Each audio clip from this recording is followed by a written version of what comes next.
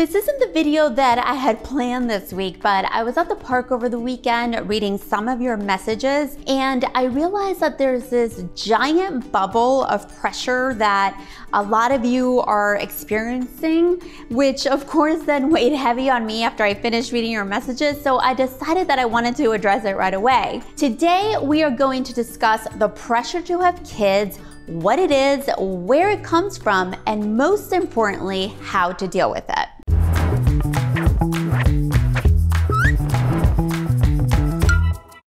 Hi friends, welcome to the Childfree Connection and welcome back if you've been hanging out with us for the last few weeks. I'm Veronica, my partner Rick and I are in our 40s, live a child-free life here in Austin, Texas, and create child-free content together. We moved from New York City about a little over a year ago, and we're really enjoying the change of pace here. We were both so used to grinding it out, so it's been nice to take a step back and breathe and enjoy our days. Rick tends to stay behind the scenes, but he's been slowly but surely adding his 2 cents to our topics.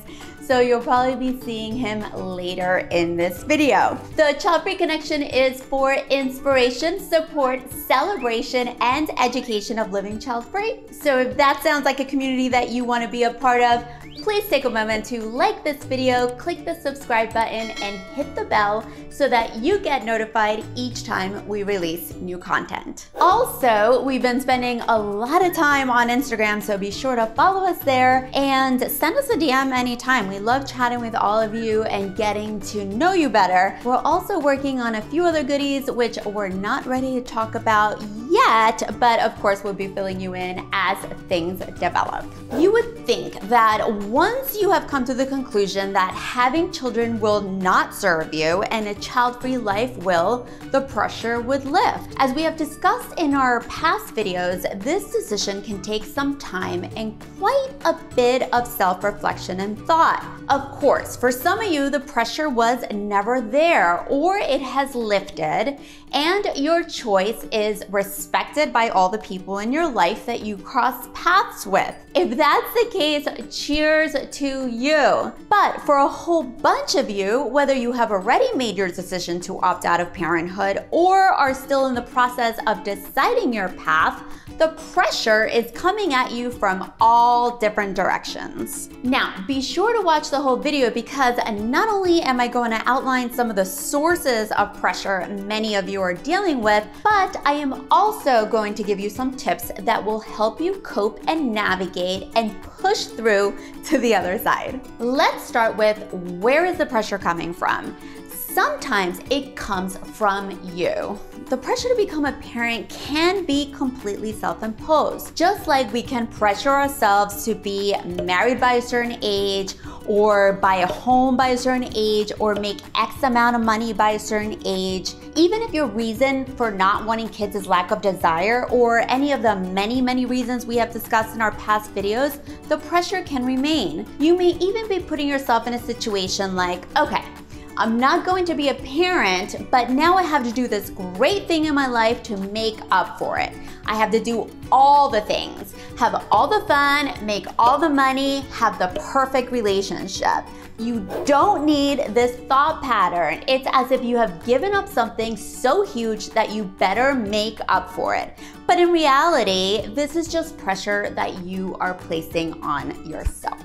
Another source of pressure can be your partner. This one gets tricky because, as I discussed in this video, telling your partner that you do not want a baby can be a challenge for some, and it can also end relationships when neither party is willing to budge. Personally, I've witnessed friends give in to the pressure of their partner wanting a baby because it makes their partner happy, but not because they genuinely desire the experience. I'm sure you have heard people tell you before that either they don't want kids or are indifferent, but they'll do it anyway because it's what their partner wants. Rick and I had a conversation about this, and he admitted to me that in his past relationships, he too had given into the idea of having a baby just because his girlfriend had said she had wanted to be a mom, and he saw everyone else having kids, so he just assumed it's what he needed to do. So just to clarify, not all of my past girlfriends wanted to have kids. Most of them did. But looking back, I just wish I would have been a little bit more open and honest about my opinion and fair to the relationship. The fact that I knew deep down I didn't want to have children. Another source of pressure is parents, and this one is so much more common than even I was aware of. A few weeks ago, I discussed an article on IG Story that I had read where a couple had talked about the fact that they had mutually decided to be child-free. In fact, the husband had a vasectomy before they even started dating because he was so certain of his decision. However, his mom could not and would not accept the news, so they later come to find out at a family event that since his mom could not bear telling the rest of the family that they had actually chosen a child-free life, she instead decided to tell the family that the daughter-in-law was infertile. This was so insane to me that I just had to share it. And after I did, a bunch of you messaged me that you too have to either lie to your parents or grandparents and tell them that you were infertile because they just can't handle the concept that this was an actual choice. The last source of pressure is society and media. Just this week, I had a Facebook friend post this. Now that her baby was born, her family was complete. Now, I can certainly understand how a gushing mom who just gave birth can feel this overwhelming joy and now truly finally feels as if her family is complete. And I have zero against that personal belief system. But I do know that it's these types of public comments can make people feel less than and feel pressured to do the same. Also, it bothers me to think that those who are child-free by circumstance are being presented with the feeling of being incomplete. It's the same thing when you watch a movie and the couple has all these issues and trials and tribulations, but at the end they have a baby and all is now good in the world. I get so frustrated when I see the media portray family in this way. I have dozens of examples, but one that sticks out to me is the movie Four Christmases with Reese Witherspoon and Vince Vaughn. It's an old movie, so you may not have seen it. It's at least 10 or 12 years old. But I remember watching it and thinking the whole time how great it was that a film was finally showing a couple that wasn't married and didn't have a baby, but was happy and enjoying their life and appreciating how they were living until the end. When they do get married and they have a baby, which basically says that they were wrong the whole time and that in fact they were missing out on life just like everyone else around them had told them. I also watched this other YouTube documentary about a child-free couple who were essentially promoting the child-free life, or so it seemed, until the very end when they finally find their true joy in life when their kid is born. My point is that pressure can come from any one of these sources or sometimes from all of them, which can feel so exhausting and draining. From what I'm reading from your messages, from my research, and from my own life experience is that the pressure can completely alter your mood to the point where you're feeling angry, sad, depressed, or all of the above. So we're wondering which source of pressure has affected you the most. Is it one of them, a combination of a few? Is it all of them? Let us know in the comments below. So, what can you do? How can you relieve this pressure from yourself so that you can move forward in either direction? I personally don't even think that it's a good idea to make a decision from a place of pressure. I do realize that sometimes it's inevitable. Like, for example, if you have 2 job offers and they both need to know at the same time which one you're going to take, so you feel this pressure to make a decision. I get that. Life happens. But having a baby is not a job that you may or may not like and can leave or quit whenever you want. We are obviously talking about a life-altering, lifelong decision. Okay, so here we go. Tip number 1 is stop listening to other people's opinions. I learned this lesson early when it comes to most aspects of my life. I do value and respect people's opinions, and I very much appreciate an outside perspective, but I do not use it as a means to make a decision about my life. To me, we're all so different and we are on such different individual paths. So it doesn't make sense that someone else besides me would be able to make the best decision for my life. Opinions are opinions. They are not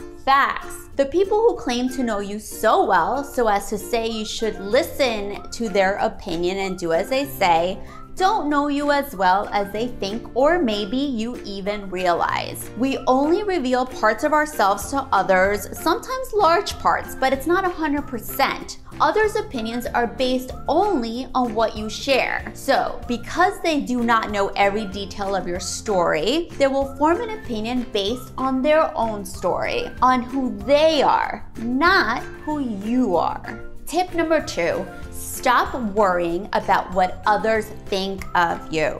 Worrying about what others think of you will only make you judge yourself more harshly. It will make you uncomfortable and perhaps even make you feel apologetic for being you. If someone accuses you of being selfish or irresponsible or crazy for not wanting kids, let them feel whatever they want to feel. They are basing their judgment on their own personal path and belief system. You are essentially not conforming to what they feel is right. Let them feel how they want. You can respect their opinions, but you should absolutely not allow them to be the puppet master where they can pull your strings and take you on an emotional roller coaster. Also, if someone in your life thinks poorly of your decisions, don't question the choices that they feel you are doing wrong. Question your relationship with that person instead. Tip number 3, take time to breathe. Now, this is definitely the yoga teacher in me, but taking the time out to breathe can really make a huge difference. When you breathe deeply, it sends a message to your brain to calm down and relax, and then your brain sends a message to your body to do the same. Pressure can certainly turn into anxiety or depression or anger, so I've used breathing many times when judgment from others has felt heavy and I just want to let it go. Since breathing signals my nervous system to calm down, it's also helped me be less reactive. It's allowed me to stop and think before I say something out of anger or defense. Paying more attention to your breathing can make an impact on all your stress levels. Even if you consider this a temporary fix, I urge you to try it. So just a quick side note here, for those of you that are not into yoga or meditation, you might hear the word breathing and want to completely toss that to the side. But this is a tip that I would give my beginner yoga students, so I wanted to share it with you. You can just find a quiet space, close your eyes, and as you inhale, say, I'm breathing in, I know I'm breathing in, and as you exhale, say, I'm breathing out, I know I'm breathing out. Try it about 5 or 10 times, and trust me, it works because it keeps your mind on the breath. Let me know how it goes. Tip number 4, trust yourself and your choices. No one knows you better than you, and even if you are conflicted at this point, it just means that you need more time. But eventually, the answer will come to you. If you are already clear with your choice to be child-free, trust that you have made the best possible decision for you and one that will bring you the most joy and fulfillment. Trust that you understand your needs, your beliefs, and your desires. Trust that you have selected a path that many may not understand or approve of, but one that suits your lifestyle and needs the best. Tip number 5, realize that you are not alone. This one was huge for both Rick and I, and a main reason that we started the Childfree Connection. There are so many child-free people in the world, and there have been for centuries. I'm so happy that you're watching this video because I will tell you right now, and I'm happy to repeat it as often as you need. You are not alone. You may feel like you are, you may feel like you're the only one that's made this choice, but it's simply not true.